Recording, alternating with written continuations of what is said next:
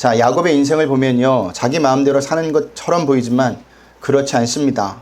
야곱의 인생은요, 태어날 때서부터 죽을 때까지 하나님의 간섭하심이 있었습니다.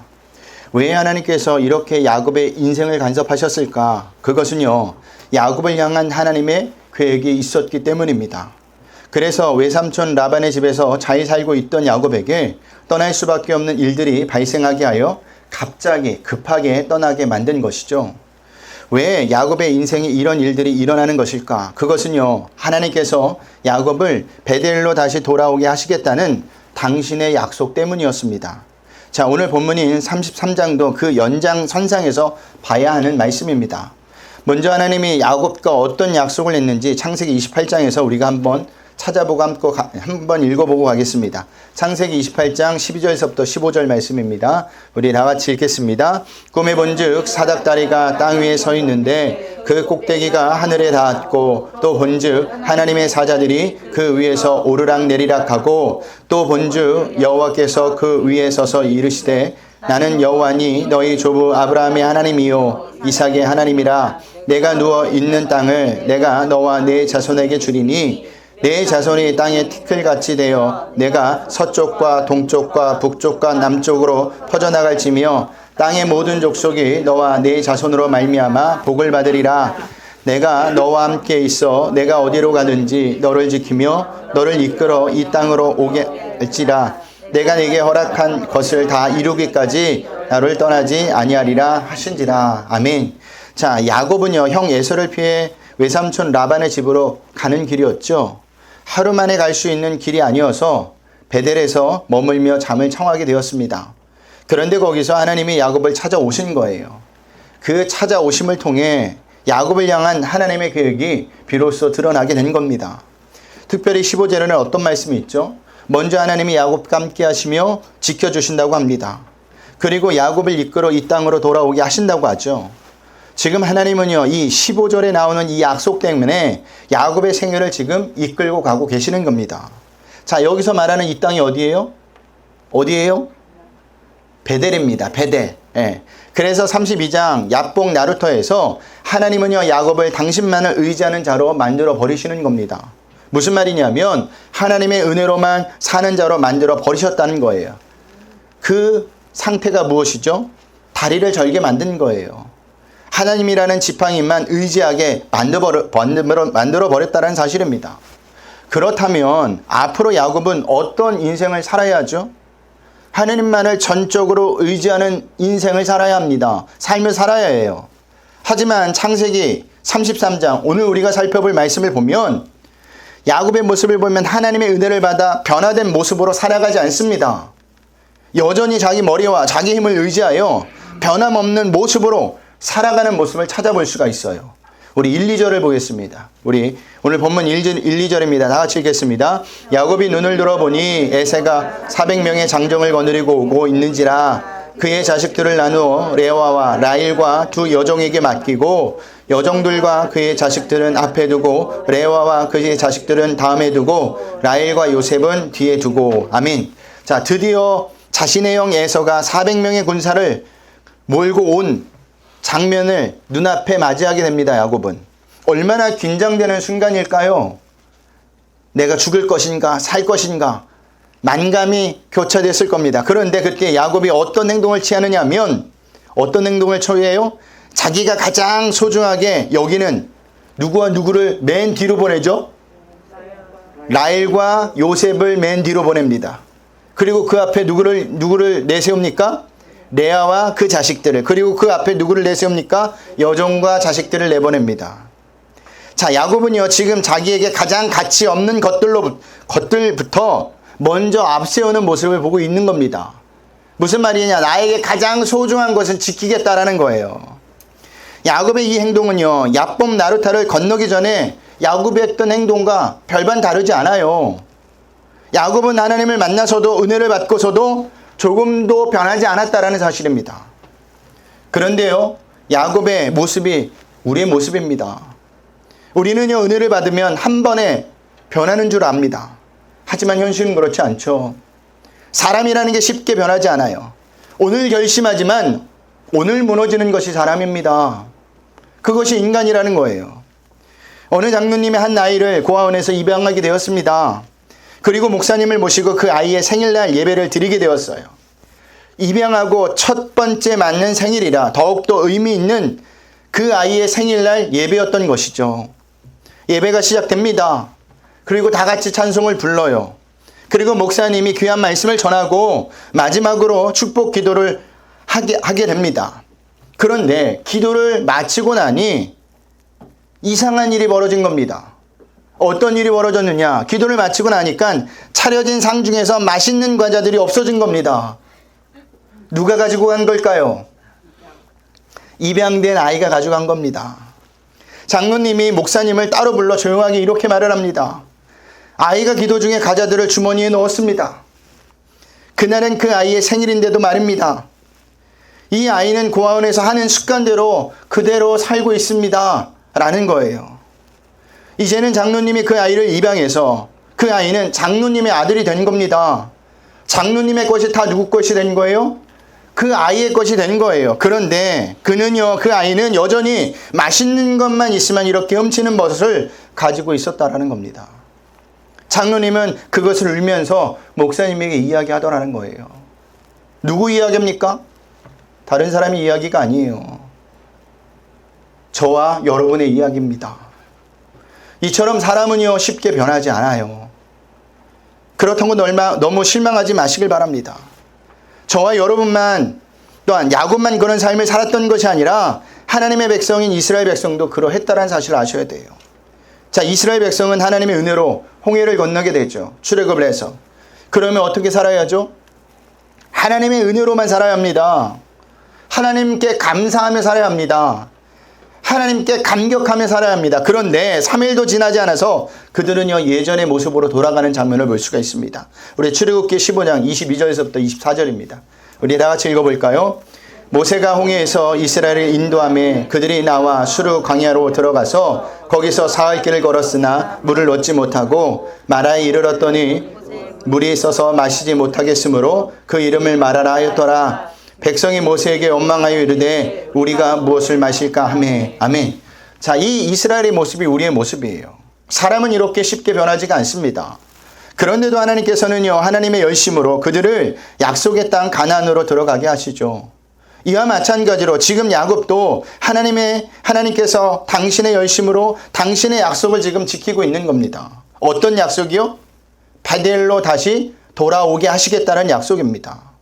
그래서 그 다음에 야곱에게 어떤 일이 일어나는지 한번 볼까요? 오늘 본문 4절입니다. 우리 한 목소리 읽겠습니다. 에서가 달려와서 그를 맞이하고 안고 목을 어금 맞추어 그와 입 맞추고 서로 우니라. 아멘. 자, 야곱을 죽이려 했던 형 에서가 오히려 야곱을 보고 어떻게 합니까? 달려와서 끌어안고 옵니다. 여기서 우리는 아주 중요한 메시지를 발견하게 되죠. 에서가 이렇게 변한 것은요 야곱이 무엇을 해서 해결된 것이 아니었다라는 사실이에요. 야곱이 하나님을 통해 이스라엘이 되자 에서라는 문제가 해결되었다는 사실입니다. 자, 우리는요 우리에게 어려움이 닥쳐오면 어떻게 하느냐? 그 문제를 바라보며 문제 해결에 몰두합니다. 그래서 이런저런 꾀를 내어 그 문제로부터 벗어나려고 하죠. 그러나 하나님의 백성인 성도에게 닥치는 모든 문제는 성도의 신앙 성숙에 사용되는 것들임을 우리는 분명히 아셔야 한다는 겁니다. 그렇기 때문에 우리는요 어떤 문제나 시험을 당하면 그 문제를 어떻게 해결할 것인가 라는 생각을 하기 전에 하나님께서 지금 나에게 무엇을 가르치려 하시는가, 무엇을 말씀하시려고 하시는가 라는 것을 먼저 생각하셔야 한다는 겁니다. 그것이 성도가 문제 앞에서 먼저 가져야 할 태도예요. 그 문제를 우리가 겪고도 변하지 않으면요 똑같은 문제가 우리에게 다가올 수밖에 없습니다. 왜냐하면 하나님은요 당신의 백성을 그냥 내버리지 않기 때문이에요. 훈련을 통해서 그 문제를 통해서 또다시 그 문제를 뛰어넘을 수 있도록 만들어 가신다는 사실입니다. 자, 야곱에게는요 형 에서가 큰 문제였습니다. 그런데 그 문제가 하나님의 은혜로 해결되자 야곱은 다시 자기 마음대로 살아보려고 합니다. 우리와 똑같은 생각이 들지 않습니까? 어떤 문제가 닥쳤을 때 우리는 하나님께 어떻게 기도하죠? 하나님이 시키는 것 뭐든지 다 할 테니까 이 문제를 해결해 주세요. 내가 다시는 내 마음대로 살지 않겠습니다. 이 문제만 해결해 주면, 해결해 주신다면 저는 최선을 다해서 하나님만을 바라보고 의지하고 살겠습니다. 하나님만을 사랑하겠습니다. 라고 고백을 합니다. 그리고 문제가 해결이 되면 어떻게 사느냐? 언제 그랬냐는 듯이 예전 모습으로 돌아가는 우리를 발견하게 됩니다. 저도 그렇고 여러분도 마찬가지예요. 오늘 본문 야곱도 그랬습니다. 한번 볼까요? 12절에서부터 14절을 보겠습니다. 우리 한 목소리 읽어봅니다. 에서가 이르되 우리가 떠나자 내가 너와 동행하리라. 야곱이 그에게 이르되 내 주도 아시거니와 자식들은 연약하고 내게 있는 양떼와 소가 새끼를 데리고 있은즉 하루만 지나치기면 모든 떼가 죽으리니 청하건대 내 주는 종보다 앞서가소서. 나는 앞에 가는 가축과 자식들의 걸음대로 천천히 인도하여 세일로 가서 내 주께 나아가리이다. 아멘. 자, 야곱은 형 에서와의 관계가 회복이 되자 금방 형 에서에게서 다시 벗어나려고 해요. 그리고 베델로 올라가라는 하나님의 명령도 잊어버리게 됩니다. 형 에서에게서 세일로 따라가겠다고 하고 그는 어디로 갑니까? 16절 17절을 볼까요? 우리 한 목소리 읽겠습니다. 이날에 에서는 세일로 돌아가고 야곱은 숫곳에 이르러 자기를 위하여 집을 짓고 그의 가축을 위하여 우릿간을 지었으므로 그 땅 이름을 숫곳이라 부르더라. 아멘. 어디로 가요? 숫곳으로 갑니다. 잠깐 들린 것이 아니에요. 우리가 17절을 보면 야곱은요 그곳에서 자기를 위하여 머물면서 집을 짓고 짐승의 우릿간을 지었다고 합니다. 자, 야곱의 속셈은 어떤 속셈이에요? 이곳 숫곳에서 정착하겠다는 의도가 강한 거예요. 이처럼 야곱은요 하나님의 은혜를 받은 후에도 항상 자기 마음대로 자기 계획대로 살려고 했던 사람입니다. 그리고 숫곳에서 몇 년을 보낸 야곱은요 다시 베델이 아닌 베델과 아주 가까운 어디로 갈까요? 세겜으로 이동을 해요. 그리고 그곳에서 무엇을 하느냐? 우리 18절에서부터 20절을 한번 보겠습니다. 우리 한 목소리 읽겠습니다. 야곱이 밧담 아란에서부터 평안히 가나안 땅 세겜 성읍에 이르러 그 성읍 앞에 장막을 치고 그가 장막을 친 밭을 세겜의 아버지 하몰의 아들들의 손에서 백크시타에서 샀으며 거기서 제단을 쌓고 그 이름을 엘렐로이 이스라엘이라 불렀더라. 아멘. 자, 이번에는 세겜으로 가서 무엇을 합니까? 아예 지금은 땅을 사버려요. 이것은 아예 베델로 가지 않겠다는 행동과 마찬가지입니다. 그리고 거기서 무엇을 쌉니까? 제단을 쌓죠. 하나님이 분명히 어디다 제단을 쌓으라고 했어요? 베델에다 쌓으라고 하셨는데 야곱은 지금 세겜의 제단을 쌓고 있는 겁니다. 그리고 이름도 아주 그럴듯하게 지어요. 그 이름이 뭐예요? 엘렐로이 이스라엘입니다. 무슨 뜻입니까? 하나님은 이스라엘의 하나님이라는 뜻입니다. 하나님은 자기 하나님이라는 겁니다. 아주 그럴듯하죠. 아주 믿음이 있어 보이죠. 하지만 이 의미는 하나님을 그저 자신을 도와주는 분으로 알았다라는 의미예요. 여러분, 하나님은요 우리를 그저 도와주시는 분이 아니에요. 하나님은 당신의 목적과 계획을 가지고 이 세상을 다스리는 분이십니다. 그래서 그때 하나님이 세겜에서 야곱에게 어떤 일을 겪게 하시느냐? 계속 세겜에 정착하게 만드는 것이 아니라 거기를 떠날 수밖에 없는 일을 만드시는데 어떤 일을 만드십니까? 딸 디나가 강간을 당하고 그 일로 인하여 아들들이 세겜의 남자들을 다 죽이고 맙니다. 그리고 약탈하는 사건을 경험하게 해요. 그때 야곱이 드디어 어디로 움직입니까? 베델로 움직입니다. 왜 움직이죠? 세겜의 목수가 둘이었기 때문에 움직이는 거예요. 이처럼 야곱은요 야복, 나루터에서 하나님과의 씨름을 경험하고서도 적어도 7년 이상을 여전히 자기 생각대로 자기가 멋대로 자기가 원하는 것을 하며 살았던 자였습니다. 하지만 하나님은요 가만히 있을 분이 아니세요. 그래서 야곱에게 많은 일을 겪게 하신 후에 야곱이 베델로 올라가지 않으면 안 되는 상황을 만들어 버리신 겁니다. 그리고 아주 절묘한 타이밍에 하나님이 또다시 야곱에게 찾아오셔서 나타나셔서 말씀해 주세요. 우리 한번 볼까요? 창세기 35장 1절 말씀입니다. 우리 화면에 나와 있는데 다 같이 읽겠습니다. 하나님이 야곱에게 이르시되 일어나 베델로 올라가서 거기 거주하며 내가 내 형 에서의 낯을 피하여 도망가던 때에 내게 나타났던 하나님께 거기서 제단을 쌓아라 하신지라. 아멘. 아주 기가 막힌 타이밍이죠. 하나님은 아주 타이밍을 정확히 잡으세요. 이 상황에서 이 말씀을 듣고 야곱이 어떻게 베델로 가지 않을 수 있겠습니까? 여러분이라면 못 가겠습니다. 나 자빠지시겠어요? 아니죠. 네, 가겠습니다 라고 이야기할 겁니다.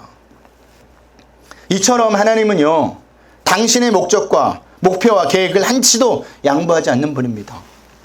하나님과 싸워봤자 지는 것은 누구라고요? 우리예요. 절대 하나님을 이기지 못합니다. 세겜이 아무리 베델과 가까운 곳에 위치해 있다 할지라도 거기서 단을 쌓고 거기서 땅을 사는 머무는 것은 하나님이 인정하시지 않는다는 뜻이에요. 우리도 마찬가지입니다. 우리도 반드시 하나님이 원하는 곳에 하나님이 원하시는 모습으로 반드시 서야 합니다. 비슷하셔도 안 돼요. 그런데 오늘날 성도들의 모습을 보면요, 야곱과 같은 신앙생활을 하고 있는 자들이 많아요. 많은 성도가 자기의 생각과 상식과 판단으로 하나님을 다시 재단하고 하나님의 명령을 각색해서 하나님이 기뻐하시고 하나님이 원하시는 신앙생활이 아닌 내 신앙생활에 머물러 있다는 사실입니다. 그리고 이런 신앙생활을 하면서 그들은 어떻게 생각하는지 아십니까? 이 정도면 되겠지. 하나님도 기뻐하실 거야. 이것은 자기 합리화예요. 그리고 그 이상 가지 않습니다. 이 정도도 나는 잘하고 있는 거야. 다른 사람에 비교할 때 나는 이 정도도 괜찮아. 그런데 정말 하나님께서 그 정도로만 하라고 하셨을까요? 정말 하나님이 그것을 기뻐하실까요? 그래, 그 정도도 괜찮다 라고 인정하며 거기 머물러 있으라 라고 말씀하실까요? 아니에요. 하나님은 비슷한 신앙생활을 원치 않습니다. 그럴듯한 신앙생활을 원치 않아요. 하나님은요, 당신의 백성에게 당신이 원하는 수준의 신앙생활을 원하시는 겁니다. 그게 어떤 신앙생활이냐? 완전한 신앙생활이에요. 그래서 하나님께서 아브라함과 모세에게 이렇게 말씀하시는 겁니다. 너는 내 하나님 여호와 앞에서 어떻게 하라고요? 완전하라. 여러분, 신앙생활은 내 기준을 가지고 비슷하게 하는 게 아닙니다. 하나님의 기준이 되어야 돼요. 하나님의 말씀이 기준이 되어야 돼요. 그것을 가지고 완전하게 살아내셔야 한다는 사실입니다. 여러분, 혹시 이재영이라는 이름을 들어보셨습니까? 지금부터 그분의 이야기를 제가 들려드리겠습니다. 길어요. 그래도 잘 집중해서 들으시길 바랍니다. 일찍 태어났다면 고종 대신 왕이 되었을 이재영이라는 왕손이 있었습니다. 그가 26세 되던 해 경상도 풍기 군수가 되었는데 을사 보호 조약이 체결되자 기울어져가는 나라의 운명에 통탄하며 왕손의 특혜를 포기를 합니다. 그리고 스스로 평민이 되어 가지고 있던 땅 문서는 아내에게 주고 방랑길을 떠나게 돼요. 그러다가 1904년에 선영에 성묘를 하러 가다가 엄기현이라는 마부를 만나게 됩니다.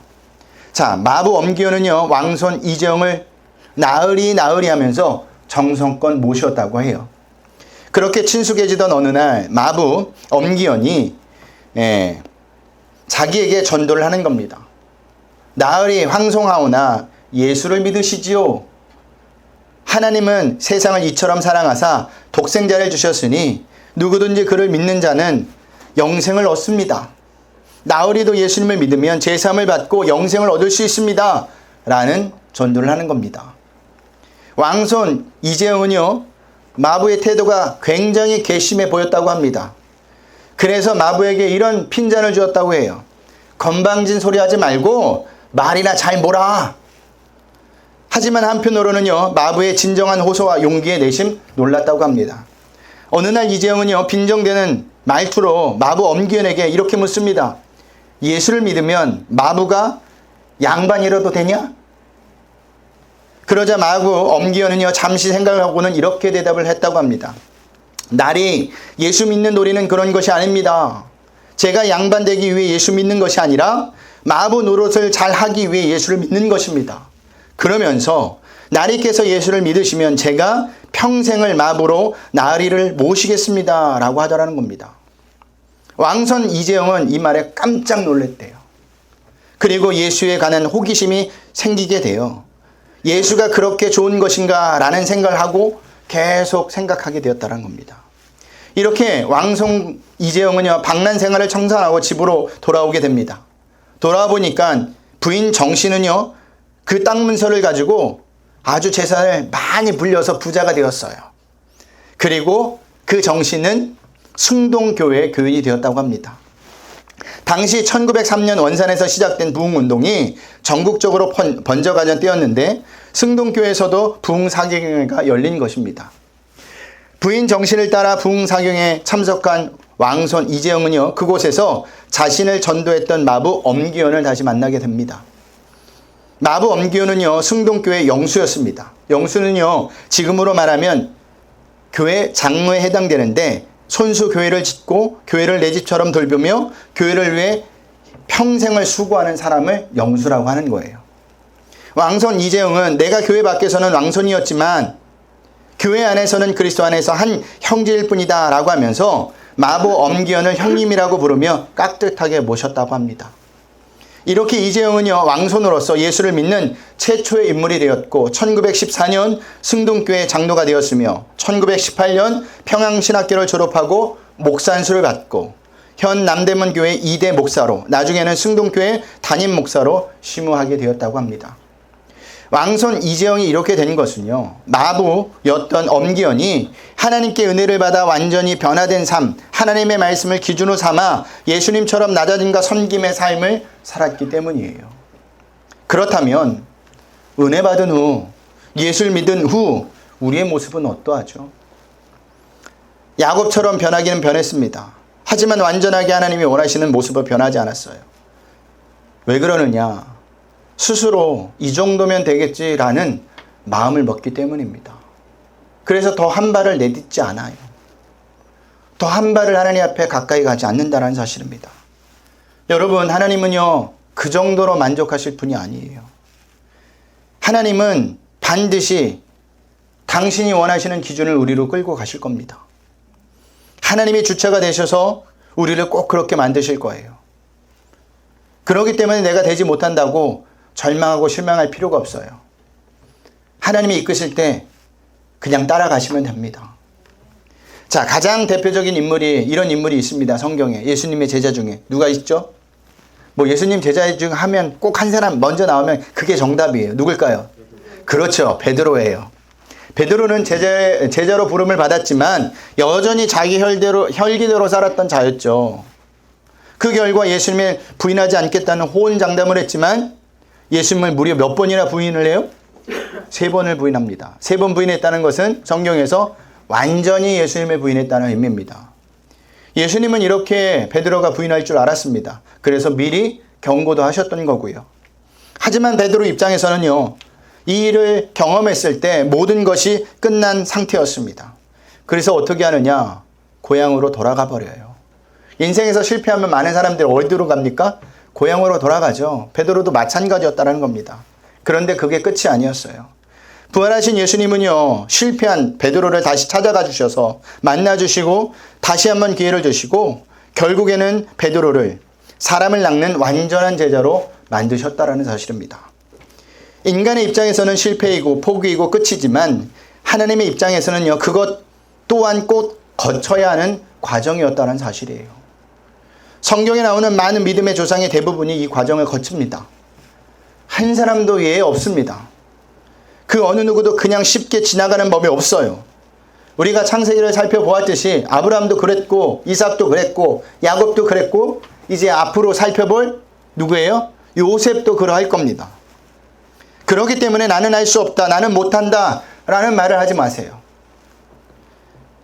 우리는 자꾸만 나는 그렇게 될 사람이 아니야, 나는 자신이 없어 라고 이야기하는데 아니에요. 그것은 하나님을 부정하는 것과 마찬가지입니다. 그때 우리는 어떻게 해야 되느냐? 오히려 하나님이 원하시는 삶으로 완전한 자로 살 수 있게 해달라고 기도하셔야 한다는 사실입니다. 왜냐하면 우리 인생을 누가 붙잡고 있기 때문이에요? 하나님이 붙잡고 있기 때문이에요. 그러면 반드시 우리를 그렇게 만드신다니까요. 그때 우리는 거기에 감사하고 기뻐해야 합니다. 여러분, 예수님을 만난 후, 은혜 받은 후 어떤 삶을 살고 계십니까? 조금만 변해도 나는 괜찮은 사람이야, 예수 믿는 사람이야 라는 착각에서 벗어나십시오. 하나님은 그 정도 사람의 인물로 만들기 위해서, 당신의 백성을 만들기 위해서 여러분들을 부르지 않았습니다. 완전한 자로 만들기 위해서 우리를 불렀고 천국 가는 그날까지 우리를 만들어 가신다라는 사실입니다. 그래서 이스라엘 백성들이 일주일 만에 간 거리를 몇 년에 걸쳐 가요? 40년이라는 세월을 걸쳐 가는 겁니다. 40년 동안 하나님이 이스라엘 백성들을 만지시는 거예요. 다듬어서 들어갈 수 있는 조건을 만드시는 거예요. 그들이 변한 게 아니에요. 누가 변화시킨 거예요? 하나님이 변화시켰다는 사실입니다. 그러니 이 사실을 꼭 기억하셔서 정말 하나님이 나를 이끌고 갈 때 몸부림치지 마세요. 그냥 따라가세요. 그리고 감사하시길 바랍니다. 우리에게 힘들고 어려움을 줄 때도 하나님은 이겨나갈 힘과 능력도 함께 주십니다. 그러니 그 하나님을 붙잡고 은혜 받은 후 모습 예전으로 다시 돌아가는 것이 아니라 더욱더 하나님께 가까이 갈 수 있는 저와 여러분들이 되시길 주님의 이름으로 부탁드리겠습니다.